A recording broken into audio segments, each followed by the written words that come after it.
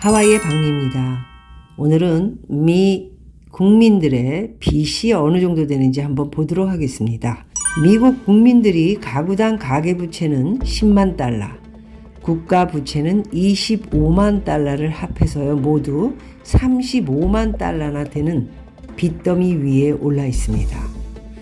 미국의 국가부채가 32조 7천억 달러에 육박하고요. 가계부채는 17조 1천억 달러를 넘어서 50조 달러에 도달하고 있습니다. 국가부채와 가계부채를 합해 50조 달러를 가구당으로 나누면요 35만 달러씩 빚더미 위에 올라앉은 건데요.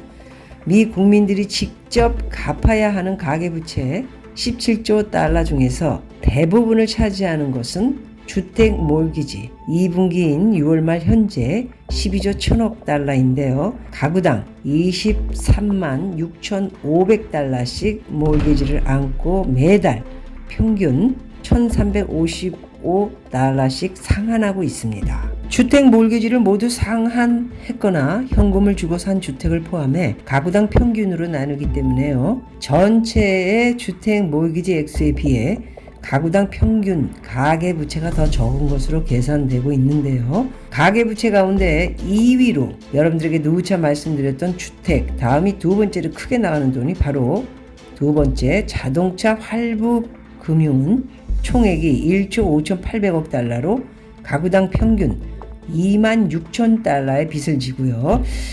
2만 6천 좀 더 될 텐데요. 좋은 차 타는 사람들은 더 빚이 많겠죠? 매달 716달러씩 납부하고 있다고 합니다.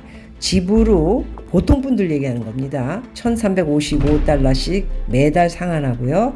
다음에 자동차 리스로 매달 716 저렴한 차 얘기하는 겁니다. 26,000불 정도의 차를 말씀드리는 거고요.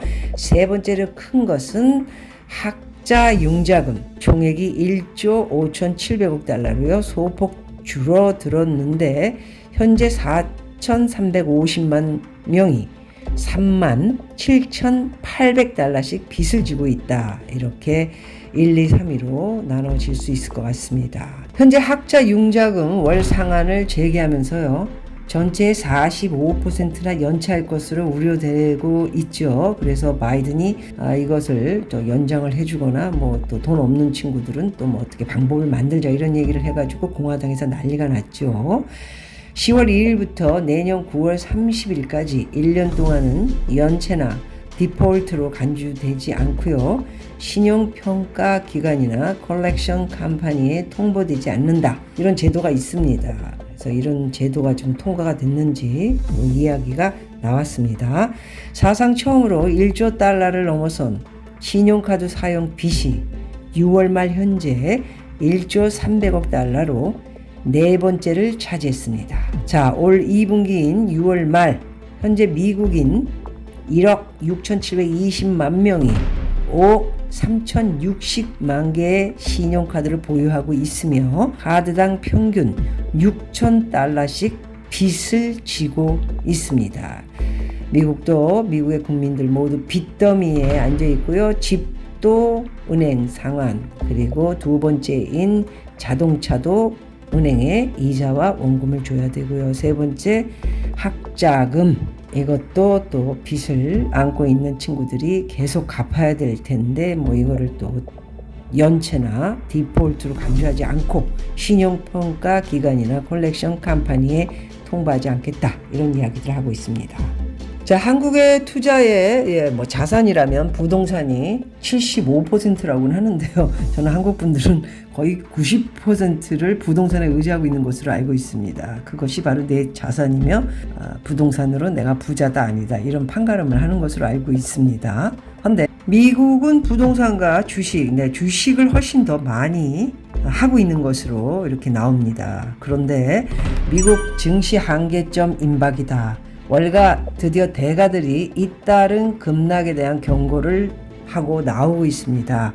인베스트먼트 설립자이자 최고 투자 책임자인 마크 스피츠나겔은 인류 역사상 최악의 부채 버블로 미국 증시가 무너질 것이다. 이런 전망을 너무 많이 했다가 지금 한 몇 달 계속 많이 올라가지고요. 사람들이 어떻게 반응을 할지 모르겠습니다.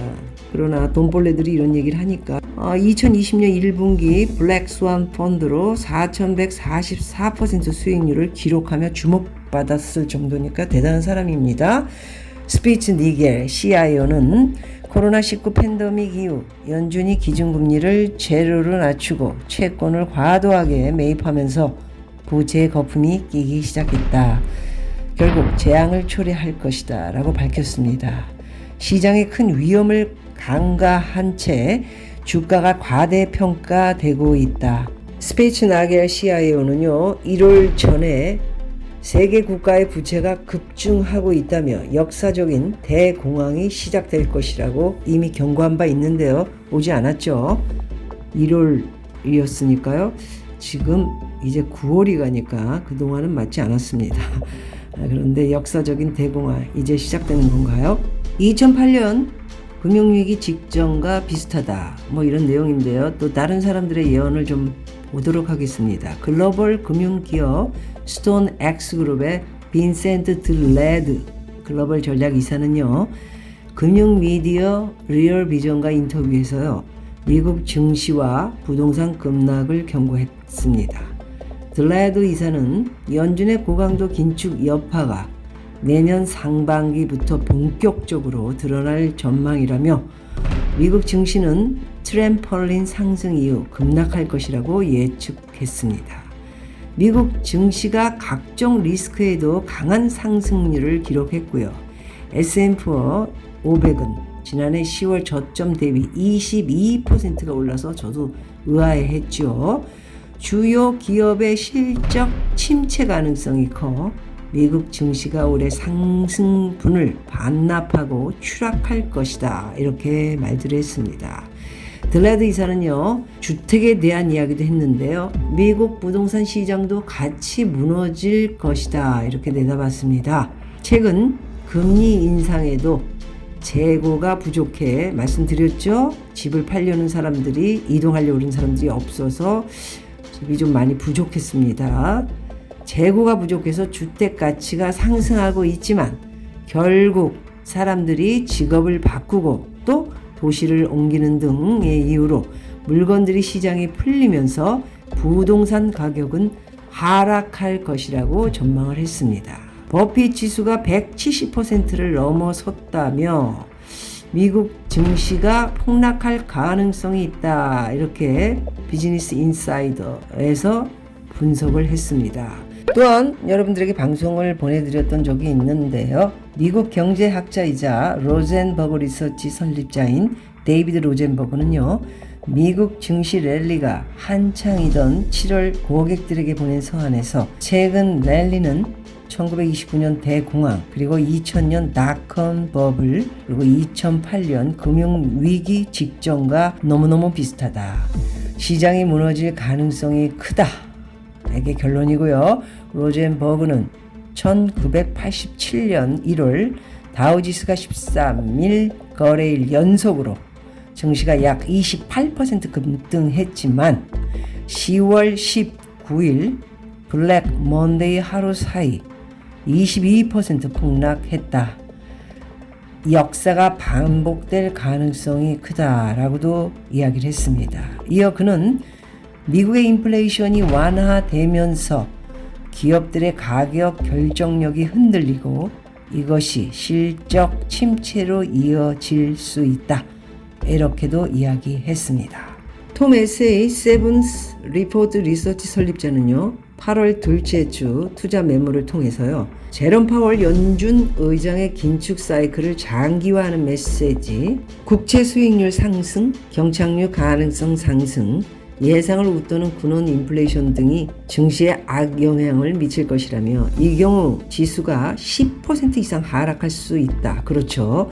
이런 진짜 상황들이 접해진다면 10%보다 더 내려가지 않을까 하는 생각도 저는 가져봅니다. 이런 가운데 2008년 금융위기를 예측한 마이클 버리 사이언 자산운용 최고 경영자가 미국 증시 하락에 베팅하고 나섰습니다.